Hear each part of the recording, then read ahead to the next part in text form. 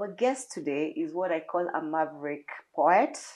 He's an editor, he's a teacher, and he's a lot more things that we are going to find about. This is Author's Feet, a literary program focusing on contemporary authors and their journeys to their authorship. Welcome, Okay, Mr. thank you Stephen very Partington. much. Nice to be here. Or SDP. SDP. SDP kind of sounds like a political party. It does a bit, doesn't it? But it's a dead political party in Britain, and it's a relatively dead one here as well. So, it is, eh? Yeah. Stephen or SDP, whichever. Okay, yeah. I'll stick with Stephen because I might forget the SDP. Okay. Karibu sana. Thank you. Let me ask you first, do you feel more British, or do you feel like we've converted you to more Kenyan? How do you feel? Well, it's a difficult question. Of course, well, I've been here about 20 years. I am an immigrant. I will still never be able to get rid of the fact that for the first 25, 29 years of my life, I'm 52 now, I wasn't in Kenya. And so that Britishness is still there. But we can take the example of yesterday. There was the British general election. I'm quite political in Britain. And this election, I just really very much felt that I didn't have that excitement about the British election. And I'm actually more excited perhaps about what's happening in Kenyan politics at the moment. So perhaps that's a sign that increasingly I'm here. And a lot is happening in Kenya at the moment. Happening. You've been here, what, over 20 years?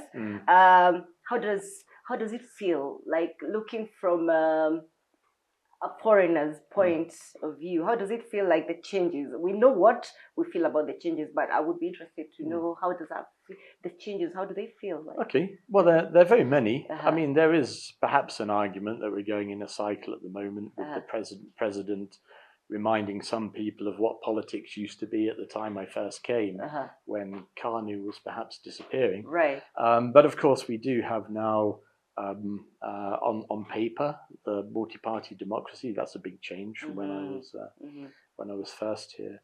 But it's fascinating to see. But more excitingly, we forget that politics isn't just the big men and women. The politics is the people on the street, the electorate, the ones who demonstrate. And I think that's another thing I've seen. There have always been demonstrations, but at the moment there are demonstrations where people seem to have the hope and the belief that things really can change. And perhaps that's the most exciting thing I'm seeing at the moment. To watch. It's exciting for us as well. It's also worrying. I mean, my own daughter was in the protests last week, and as a parent, yeah, she's very Gen Z. She was sort of dressing up smartly before going onto the streets. So yes, it's exciting, but it's also worrying. It's worrying as a parent. That is true. But we know why they're doing what they're doing. Yeah. Before we get into the grit of this interview, are you much of a reader? Yes, I am, but a slow and picky reader, really. You've got a huge collection of wonderful novels behind you here, and I have to admit that my one empty area when it comes to reading is the novel. I'm not a great reader of novels. I do like short stories from time to time, but I tend to be a reader of poetry. I do like reading some drama as well, almost exclusively poetry and creative writing. And a lot of history and literary theory and things. At the moment, as well as reading some poetry, I'm reading an introduction to psychology, and I'm reading a book on the history of pastoral writing, which is sort of nature writing. And I'm reading that to try and work out how nature writing can be more political than it always has been. Yeah. That sort of thing. Sorry. I was hoping you'd say you've started reading Cocktails from the Savannah. Well, I have it, but I haven't had the opportunity to read it, and that is because as soon as I got it, I took it to my sixth form, my A-level students. I opened it up, and somebody saw it, and one of the students has stolen it, and she's read it, and then she's passing it to the next person. To everybody. So I've probably stopped you making a profit by sharing it. Tell them to buy a book each. To buy a copy each, yeah. That's but thank you. Tell them I appreciate their interest. Yep. You are a very political poet. This book, one I enjoyed. I'm learning to enjoy poetry, by the way. I'm very Right. new in reading poetry, so it's kind of slow, but I'm learning to enjoy it. But the one thing I picked from this book, which has an amazing title, which one you'll tell us about it, is that it's very political. And it's also very Kenyan political. Yeah. Tell us the journey of writing this book. Okay, well, you're probably right. There's about 75% of the poems in this collection are quite explicitly political. The rest have a more personal feel to them. It was most of the poems written in late 2007, 2008, round about the time of the post-election violence. And I was worried about writing. You know, and I'm an immigrant in a country where I was only 4 years new. And I think you do need to take a gulp as a slightly privileged white man in Kenya as to whether you have a right to say things in the cultural sphere, bearing in mind the history that Kenya has had. People who were already in the writing sphere at the time, particularly in Kwani, maybe Binyavanga, did just try and reassure me, you're being too much of the sort of angst-ridden new white boy in Kenya. Just write something and see how it goes. So I did, and then the event of the post-election violence saw it spilling out of me, just writing loads and loads and loads of poems. Did you get in trouble with any of the poems? No, not particularly. Not at all, because they didn't take any particular position. Of course, they were slightly anti-violence. They did have quite a strong socialist feel, or at least that's what I profess in politics, that sort of socialist background. In some of the poems, it bleeds in. But I've never really got into trouble for the poetry. I've got into trouble for other of my writing through the Nairobian, which you and I we share a page. Yes, we share a page, but we've never met before. No. But we share a page, and I got into trouble because my first articles were deliberately supposed to be quite funny. They're not that funny these days. They're more sort of social criticism. Has anyone told you you're not funny, or have you just decided? No, I've just decided I'm not amusing anymore. Because I quite enjoy them. Thank you very much. Okay, great, great. But in my early ones, I was quite critical of things like Kenyan products. On a satirical level, I was supposed to be affecting the voice of a slightly racist white person, rather than having my own personality. And CEOs of companies would contact me, and I'd get quite a lot of criticism and be told I needed to sort of retract next week, or say that their product was actually much better than I believed it to be. But I have there's one time when I've actually got into trouble, especially through that Nairobian article, because, as I say, the editor's brief to me to begin with was try and be funny, which is difficult for me, but try and be funny, affect that voice of the slightly racist white expatriate, and ventriloquize what they would say. And I did that quite a lot. And there was one very influential social media activist who I actually very admire for her work, who perhaps my attempts to satirize the white community didn't come out. And I think she viewed that I'd been quite critical of things like Kamba music from a patronizing white perspective, and that it wasn't a persona, it was me. And I was. Did they know you're married canceled. to a Kamba? No. They did. No, they didn't. And I didn't really argue back. I don't think there's any need to argue back. Usually silence works. Because, of course, well, silence works. And also, my view on literature is, once you've written it and it's out there in the world, it's not yours to fully defend. Gone are the days when the author could say, this is what I intended, this is how you must read it. That sort of author as dictator. It's up to the reader. Yeah, it's up to the reader. So if that's how it was read, fine. So you were attacked or something on social media? Well, I'm not. Well, yes, there was a lot of criticism at the time, but I don't worry about that. Some people might have misinterpreted what I was trying to do, and other people maybe not even have read it and just picked up on other people's criticism. So I don't think there's any point doing anything except maybe even apologizing as the writer, even though I don't have any great sense of guilt because I was just following a brief. But even as a writer, I think you can apologize if something has offended. That is true. Because it could have been, maybe I could have written it better. Unless you actually wanted to offend. But then again, as a writer, you're not going to appeal to everybody. Has the expatriate community ever taken issue with you? Yes, I have had a few emails from people I don't know from the expatriate community. I mean, we're an immigrant community. Expatriate is a terribly arrogant word to use because it still assumes that however long you're in Kenya, you are perhaps still British and that Britishness takes priority and is superior. But I have had, white commentators, only about 3 in about 5 emails, saying that I'm performing the racism of other people by being racist against the white community. But of course, that's a nonsense.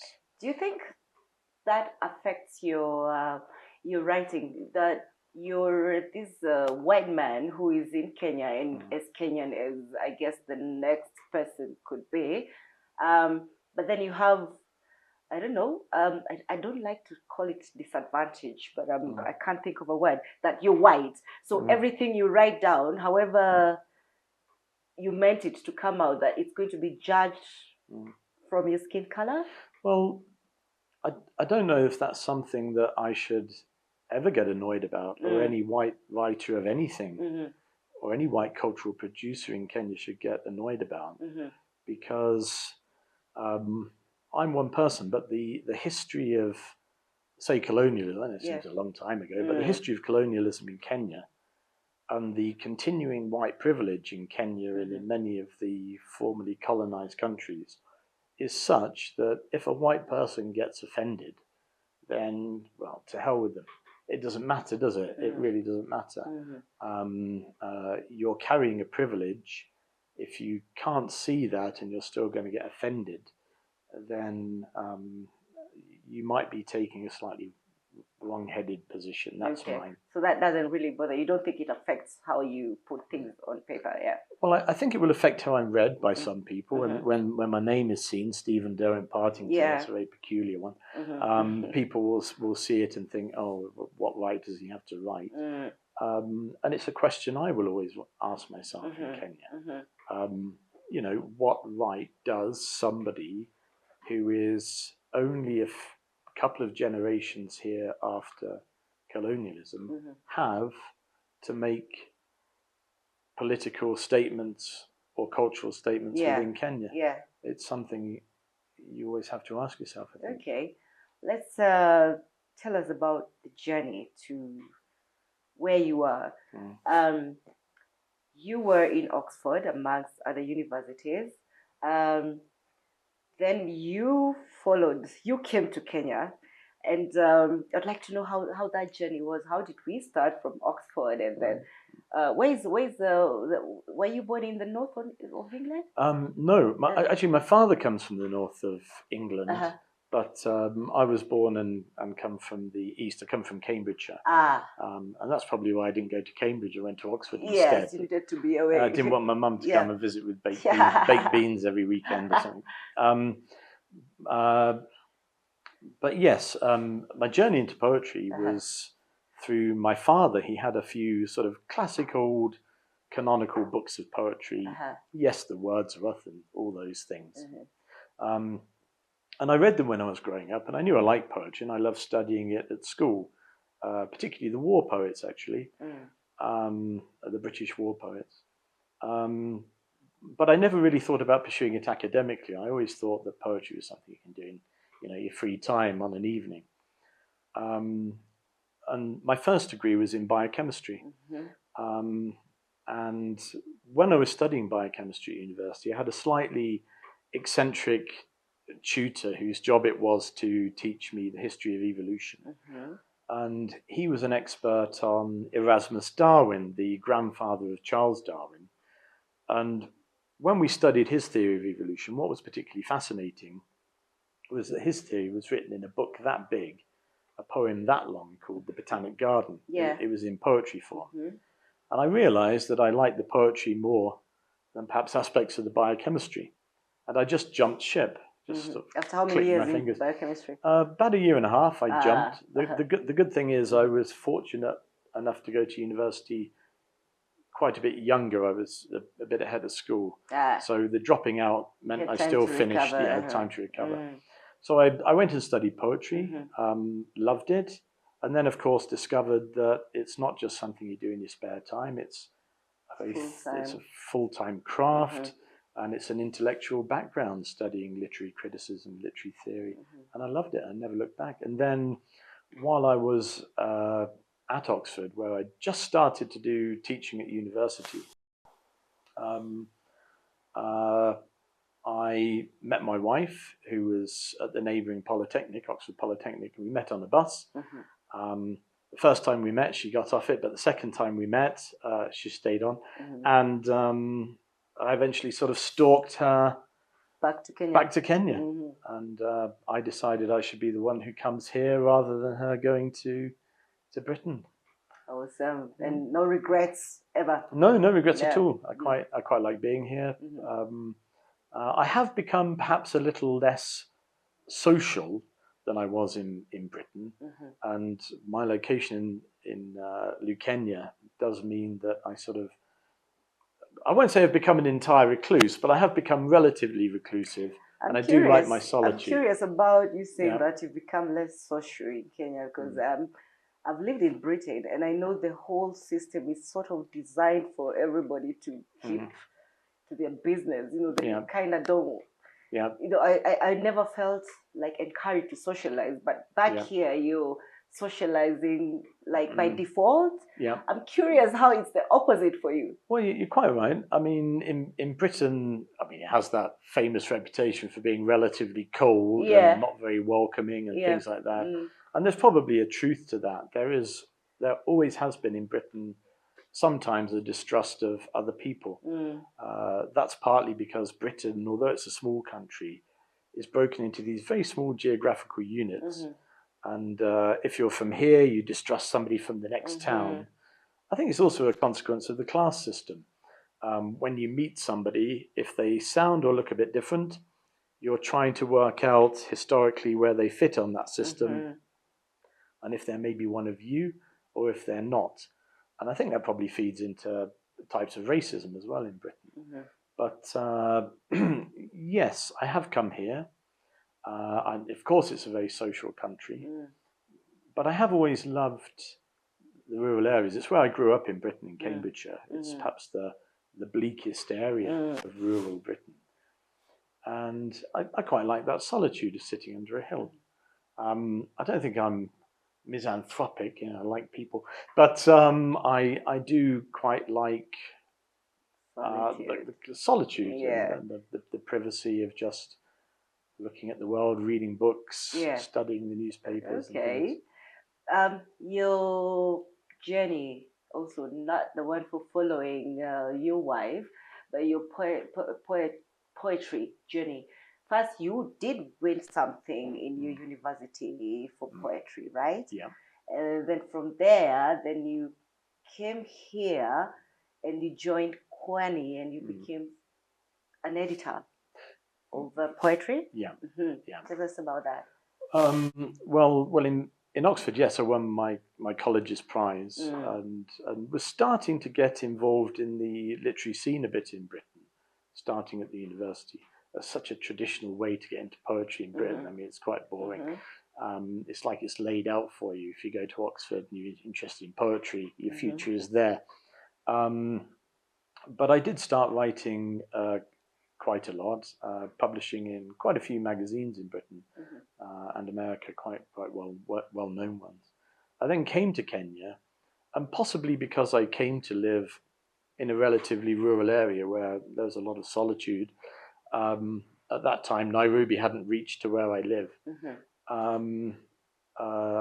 I was looking all the time for different hobbies to do, different things to do. I did the traditional sort of Englishman in Kenya thing of taking interest in birds, that sort of thing. I tried to take up painting, but I was rubbish at that.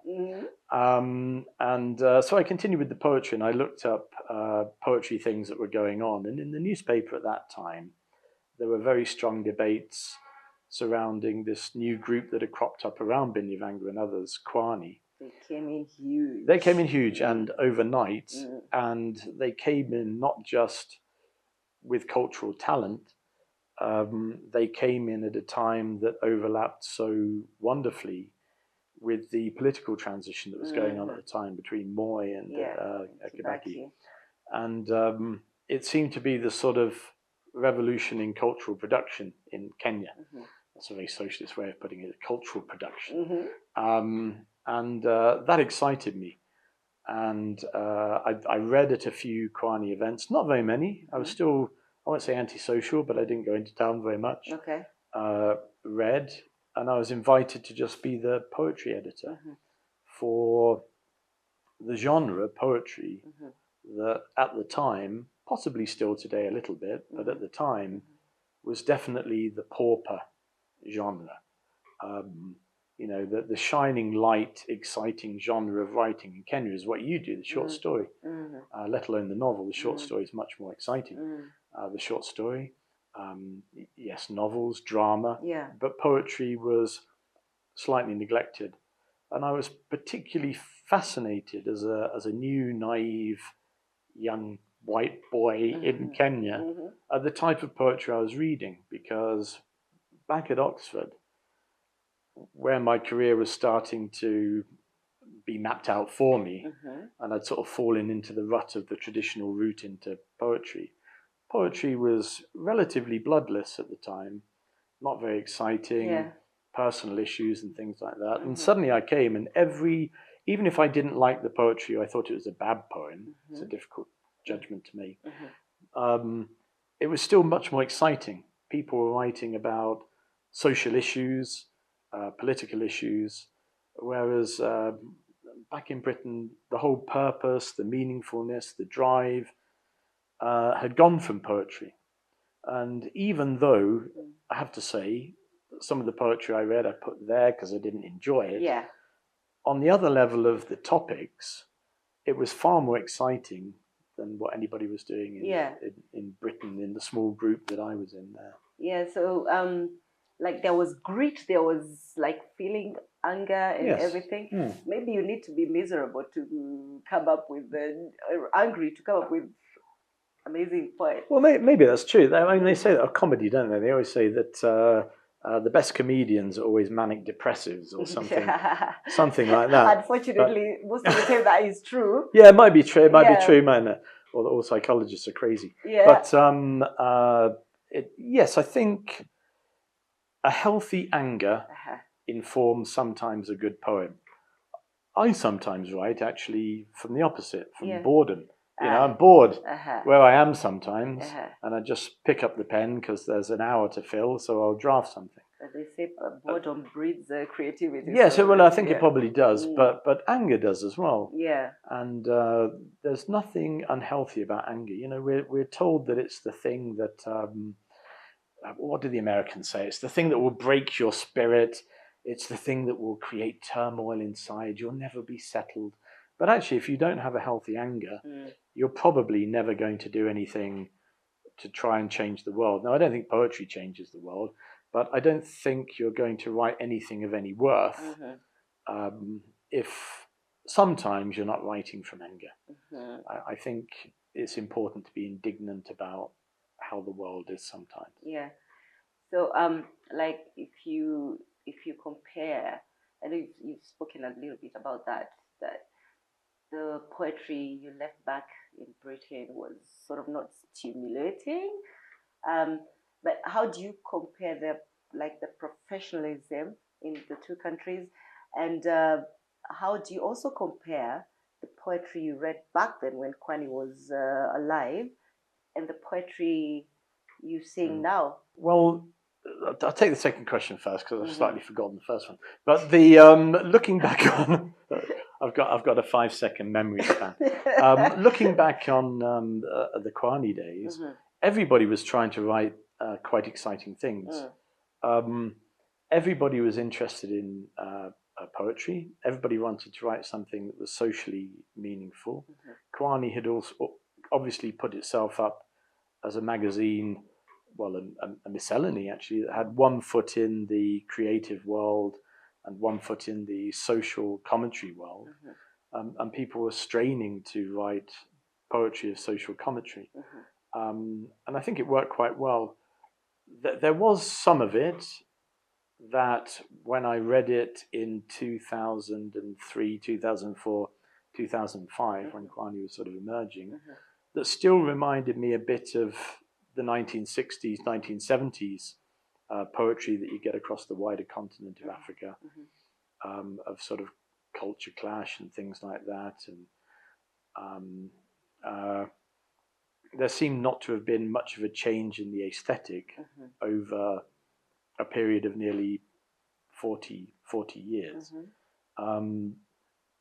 But I think things really changed. I think Kwani started to change that. People weren't just writing "Oh my Africa" poetry, but they were coming up with deep social commentary about the issues that were affecting them then and there on the streets. And I think I admired that.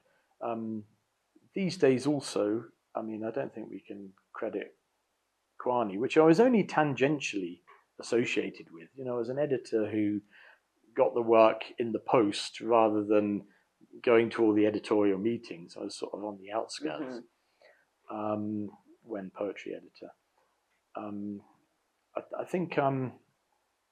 think because they started the open mic, there is now, and I tend to follow it on YouTube and other social media channels, a real explosion of spoken word again, and a return to that brilliant orality that you get in older African literature, but in a very new, exciting way.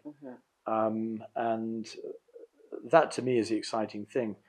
Spoken word poetry isn't entirely to my taste. You might not see me in many spoken word events, and you definitely won't see me doing anything dramatic and performance on stage. I'm quite boring myself. But the explosion of spoken word is perhaps the biggest exciting change that I've seen in the last couple of decades since Kwani started. So you're sort of feeling happy with the way things are going from where you sit, yeah? Yeah, I think so. I mean, it's not for me to feel happy. No, you should. You're a stakeholder. You're a poet. You've seen it when it was down there. Yeah. So. Well, as I said, in the same way as I sort of sit in my rural areas, slightly on the outskirts of society. And as I said, even when I was in Kwani, I was the sort of poetry editor, but I was the one who was known from a distance. Yeah, from a distance. I think even with my admiration of poetry, I have to, as somebody who's still an immigrant, probably take one step back and say, this is somebody else's poetry, and I have to try and accept it on its own terms, even if I don't necessarily like it. There is spoken word poetry that I listen to, and I cringe. I want to sort of hide my head behind a cushion. But that doesn't mean it's not of worth within the context. It just doesn't appeal to you personally. Yes, I think so. How to euthanize cactus? Quite honestly, I've never been so excited about a book title. How did you come up with this? Well, I mean, the area I live in Kenya is a part of Machakos County where the current governor is attempting to get it designated formally as a semi-arid area. And it is. For parts of the year, we don't get rain at all. We probably see rain about 8 times a year. And so drought is constantly there. And I also live on a ranch. The school is on a ranch. And so I see the effects of drought on everything around. And it was the idea that I think the line is 2 failed rains can euthanize a cactus. The idea that it only takes 2 failed rainy seasons and even the most resilient of will die. Will die. And that's possibly, although it looks like it's about nature, which it explicitly is, hopefully it was a way of just reminding us that there's a fragility in a country that's so dependent, say, on agriculture, that we rely only on the rains when they come. And when they don't come, then there's a big problem. I mean, we can sometimes forget about that in a studio like today in the middle of the city. But you only need to go 30 kilometers down there and you're in an area that's absolutely affected. Right. That is true. So it's I think did you hope to evoke some sort of emotion just by this, even before anybody reads, because that's what he did to me, and I needed to know what was happening. Okay. Are we waiting for another book?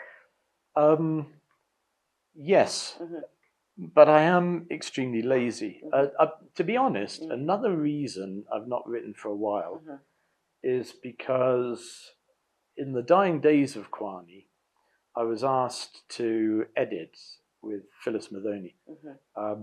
We worked to edit a collection of poetry, an anthology of poets who were writing in maybe the first decade of the Kwani years and after Moi. And it got to a wonderfully advanced state, and lots of brilliant poets had sort of trusted us with their work.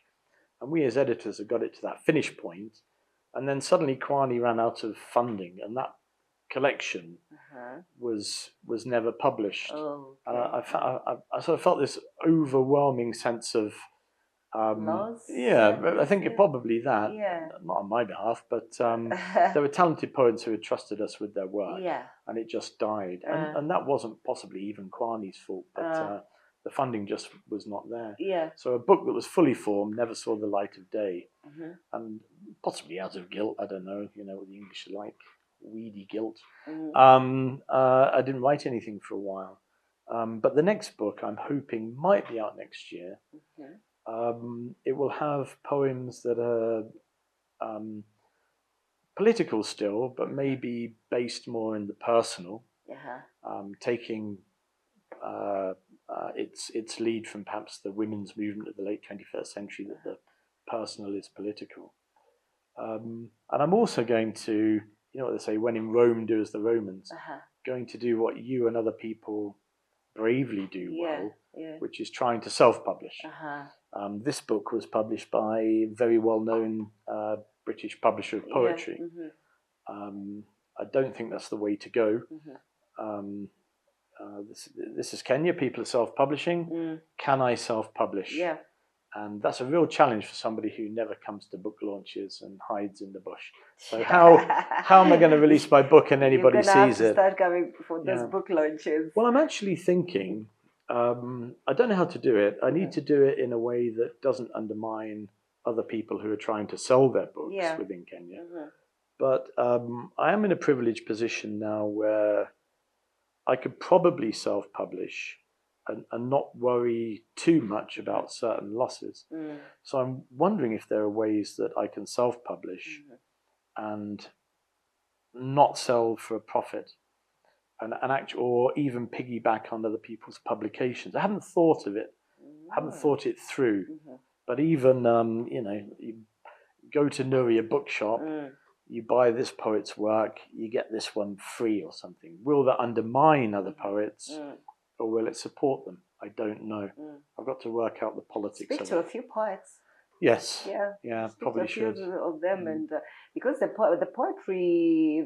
poets in Kenya are quite a strong movement right now. Got people like Scholastica Mora, who won the award some time back. We've got Alex Nderito, and they're very, Tony Monchama. I'm sure you've worked with Tony. I'm sure they'll come up with something. They're very forward-looking. Very, very active, dynamic in the sphere. And yes, have made poetry more visible than it is in many cultures. Actually, they've got me interested in poetry, because I would never have willingly taken up poetry book. But I've found myself doing that in the last 2-3 years. It's slow, but I can now sit with this and, read. and think, yeah. Well, I think poetry is also about how you've been taught. Have you had a teacher who's confident in teaching poetry? You know, in the schools I teach at, we have brilliant teachers of literature. But if you ask them to teach poetry, they'll be knocking on your door asking you, how do I teach this poem? How do I do this? And I think there possibly is a generation in Kenya who had teachers who perhaps knew poetry was important, but felt uncomfortable with it as the genre that wasn't the one that came to them. Those are the teachers easiest. I had. I know they didn't make me excited at all about literature. Plus, it was always about exams and stuff like that. Yes, you know, like also like I had to do Shakespeare, which honestly I didn't like. I need to try and see if I can love Shakespeare. You don't have to. You don't have to love Shakespeare. But everybody over there is loving Shakespeare. I'm thinking, is it me? Well, the only way you can love Shakespeare, I think that, I mean, there was a famous essay written in the 60s or 70s called Shakespeare in the Tropics, which was a correct criticism of how the early tutors at the big name schools and universities in Kenya, the white teachers, were just sort of thrusting Shakespeare down everybody's throats as if it was great literature that you should mimic, or Jane Austen or whatever. It is about how you teach it. You can either ignore Shakespeare, which is perfectly fine. There's no reason to think he's great literature. He's just been created as great literature by conservative British people over the years. But there are ways you can teach it, the creative. So, for example, we taught the British curriculum, which I teach. You can actually teach more wider African, continental, and Kenyan literature than you can in the 844 and the CBC if you want to. But I always choose every few years a Shakespeare text. So I chose Shakespeare's Julius Caesar, which is about getting rid of the Republic, assassinations, and creating a dictatorship. And you can, if you choose to, teach that in a political way and make it relevant to the culture you're in. I mean, dictatorship, democracy, these are things all over the world that you can teach in the classroom. It's how you teach it. Stephen, you're not very interested in the sales. So I don't know, how have the sales of this book been? Well, when I first in Britain, it sold. You know, in Britain, your big name poet laureate will probably sell only 2,000 copies. So poetry is a relatively dead genre in Britain. Hardcore fans will buy it. Right. We produced, I think, 1,000 of these. Here or in Britain? In Britain. About 300 only were sold in Britain. But for me, that was a triumph because there must be 300 people who read poetry in Britain. I think about 300 were sold here. And the other 400, I'm not a maths teacher, I don't know if that makes 1,000. The other 400, when sales became slow, I thought I'd broken even. What can I do with them? I contacted people in literature and I said, would you or your institution like 10?